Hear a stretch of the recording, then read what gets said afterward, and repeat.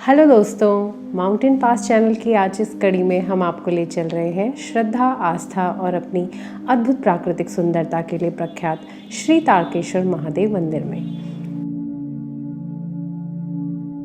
देवभूमि उत्तराखंड के पौड़ी जनपद में गढ़वाल राइफल के मुख्यालय लैंसडाउन से 36 किलोमीटर की दूरी पर स्थित है गढ़वाल के प्राचीन शिव मंदिरों में से एक तारकेश्वर महादेव का मंदिर।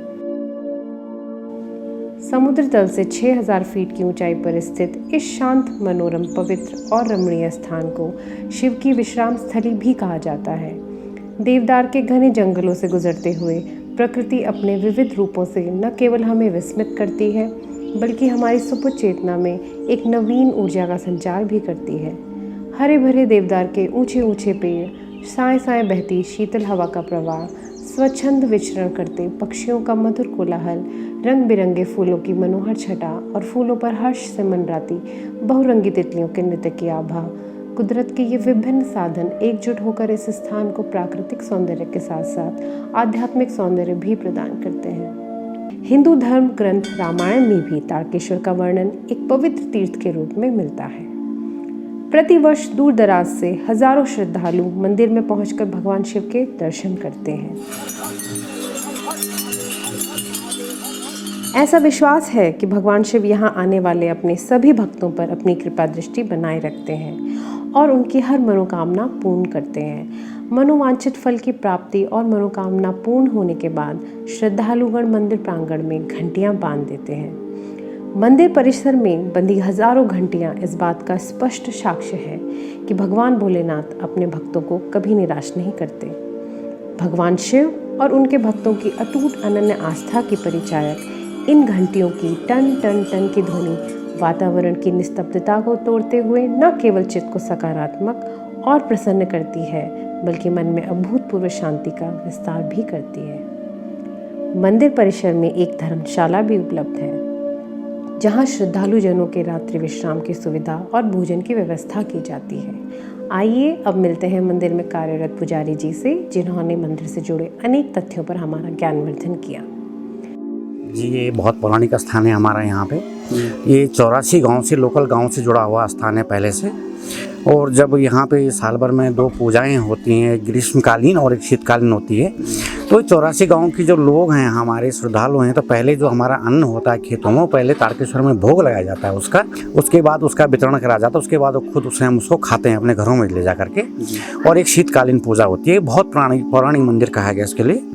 और यहाँ पे कहते हैं कि तारकासुर नाम के राक्षस ने भगवान शिव के लिए जब तपस्या करी थी, तो भगवान शिव प्रसन्न हो गए। भगवान शिव ने कहा कि भाई, मैं तेरी तपस्या से प्रसन्न हूँ, कहो क्या चाहिए। उसने कहा कि प्रभु, मेरे को इतना शक्तिशाली बना दो कि भविष्य में मेरा वध तुम्हारे द्वारा भी ना हो। तो भोलेनाथ तो बड़े भोले थे, वो जल्दी प्रसन्न हो जाते थे। तो उन्होंने तथास्तु कह दिया। लेकिन बाद में उसके अंदर एक, जिसको हम एक ईगो बोल सकते हैं, उसके अंदर जो घमंड आया कि मेरे को तो वरदान मिला, वो देवताओं के पीछे पड़ गया। तो ब्रह्मा जी ने कहा कि प्रभु, आपने क्या वरदान दिया कि हमारे पीछे पड़ गया, तो क्या होगा। तो उन्होंने कहा कि मैं इसका वध तो नहीं कर सकता, लेकिन कार्तिकेय के द्वारा उसका वध करा गया। तो उसने अंतिम समय में भगवान शिव से कहा कि प्रभु, मेरी पूजा का क्या होगा, आपने मुझे दर्शन दिए हैं। तो भगवान शिव ने कहा कि तारकेश्वर नाम का एक स्थान है, अभी मैं गर्भगृह में हूँ। भविष्य में लोग जब मेरी पूजा करेंगे तो तेरा नाम भी जरूर लेंगे। अभी भी आपने देखा होगा कि वहाँ पे जो शिव की प्रतिमा लगी हुई है, गर्भगृह से निकली हुई है। शिवलिंग इसका पाताल में है। लोग जब भी यहाँ पे जलाभिषेक करते हैं तो कहा गया कि इसका जो है कि वो पानी शिवलिंग में ही जाता है। साधना के स्तर पे स्थान बहुत सुंदर है, मनोकामनाएं पूर्ण करने वाला स्थान है। और यहाँ पे जो देवदार के वृक्ष आप देख रहे हैं, कहा गया है कि ये जो हमारे मंदिर का जो ये एरिया है आधे किलोमीटर के, इसी के अंदर ये बाहर नहीं होते हैं ये। तो पुराणों में कहा गया है कि माँ पार्वती ने अपने दूध से इनको सींचा हुआ है भगवान शिव के लिए। अन्यथा आप इस क्षेत्र में जो भी देखोगे, ये देवदार के वृक्ष आपको बाहर नहीं मिलेंगे। तो इस तरह से, और जैसे श्रावण का महीना होता है, यहाँ पर अनुष्ठान मनोकामनाएं लोगों की पूर्ण होती है। यहाँ पे जिस तरह से जो घंटियाँ जब लगती है, मनोकामना पूर्ण होने के बाद लगती है यहाँ पे। तो कई तरह से श्रद्धालु लोग, साधना करने वाले साधना करते हैं। और कई तरह से ये तो सिद्धपीठ के रूप में इसको माना गया है। और साधक जो भी यहाँ पे आते हैं अपनी साधना में लीन रहते हैं। और स्वामी राम जैसे ये आध्यात्मिक गुरु, अंतर्राष्ट्रीय गुरु जो भी हमारे स्वामी रामा हुए हैं, उनकी ये पहले जन्म तपस्या स्थली रही हुई है।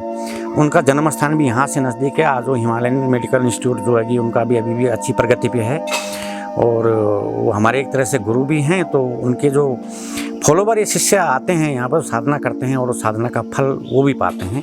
और हम अक्सर एक आदमी यहाँ पे प्लास्टिक भी ना हो और जिस तरह साफ़ सफाई या इसका सौंदर्य बना रहे और लोग सफाई का अधिक से अधिक यहाँ पे ध्यान दें, ताकि इस स्थान की शुद्धता बनी रहे कि साधक को भी अपनी साधना करने में कोई दिक्कत ना आए।